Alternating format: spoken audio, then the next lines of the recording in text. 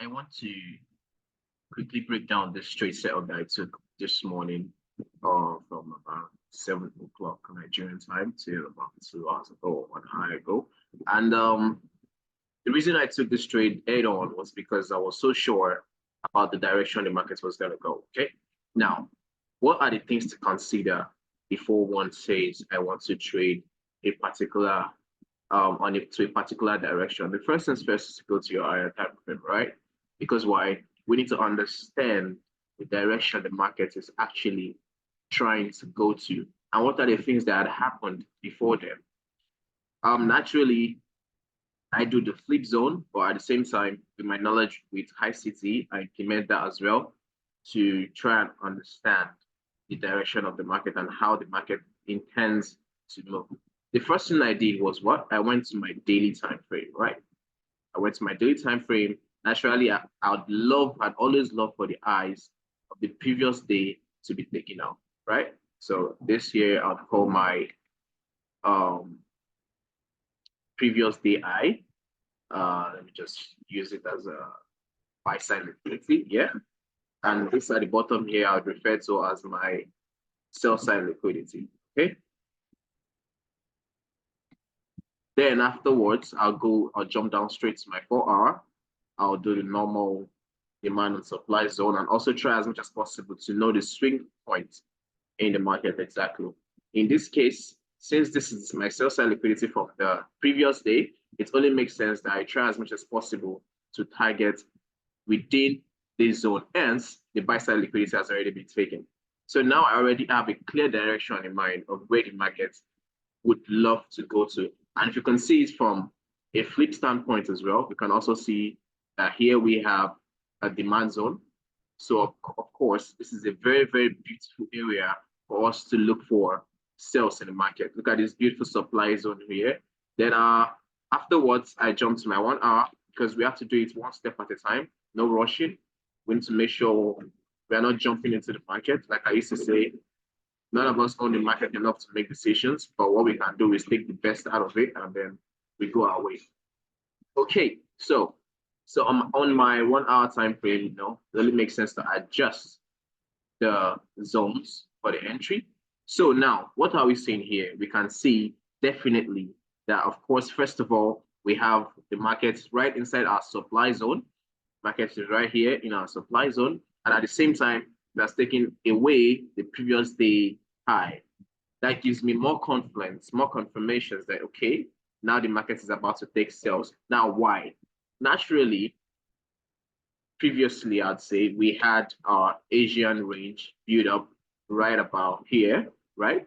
And because of that, we know the market is likely and most definitely would take away the Asian lows, all right? Would always come to take away the Asian lows. So for that reason, coming down to my 15 minutes, since I don't want to be greedy, I look for the eyes. This is the eye that sweeps this is the eye that got swept after the market opened, right?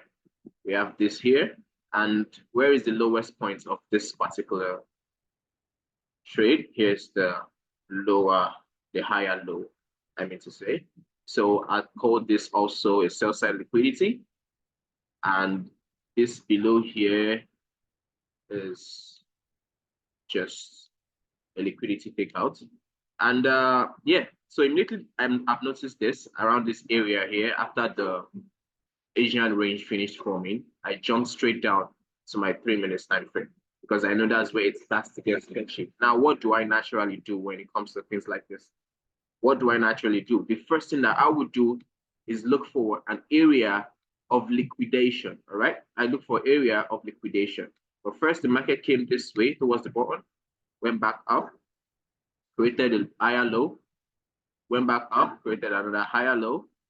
Those are just the counter trends, created another higher low, another higher high, came down, created a counter trend, acted like wanted to break it, but then it didn't. And then the Asian period stopped. And then while it stopped, we had this high formed. And then we had this guy and this guy coming, taking away this previous high over here before we had a massive push to the downside, right? A massive push to the downside. So if I scale down straight to my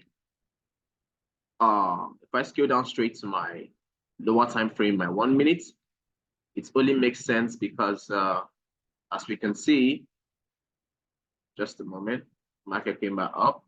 Let's look at my sell side liquidity. If I scale down to my 1 minute, what would I see? First of all, I want to hide the noise now so that we can all see exactly what I'm trying to say and do. We can see from here, in this zone here, from here, we had a liquidation, right? Market was liquidating. It was accumulating, according to the ICT term. It was accumulating. Then afterwards, we had a break to the upside, which we refer to as the manipulation. Then the market came, and what did it do next? It took out this eye, right? That's taking out the eye. And then immediately took out the eye, we had what we refer to as a change of character. A change of character. Change of character happened here. Change of character. I'll put that in the middle of the center, and yeah. Then once that happened, the next thing we'll be looking for are points of entry in the market, right? Now, let me unback the candles. Then I look for how and where to enter from in this market. In order for me to enter, I jump to my 3 minutes. I try as much as possible to look for where I can find the right opportunity. And what do I find? All right. What do I find? I find this little fair value gap within this range. Because during the Asian range, one of the things I've noticed is that it naturally doesn't go to look for demand or supply zones. It majorly works with just the fair value gaps. So in that case, I'm going to bring up my dim box. I'm going to draw the gap within that area. Understanding that when it comes to the London session, it always doesn't go for full margin or trying to look for discount areas and it sorts and it likes like that. So I just try to make sure I place my entry within this zone over here. And then I target, I think it was about three. Yeah, I used 2, I think. I used 2 pip stop loss. Used 2 pip stop loss. Yeah, 2 pip stop loss. Because I didn't want to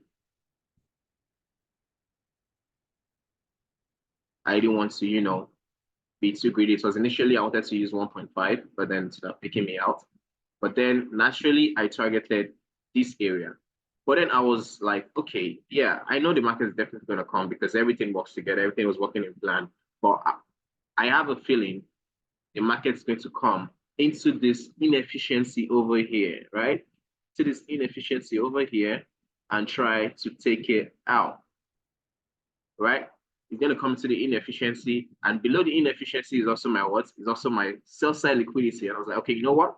I'm going for full TP, and then I put the first TP here below the Asian range, and then immediately I saw a support at this level right here. I think I saw the support at this level right about here.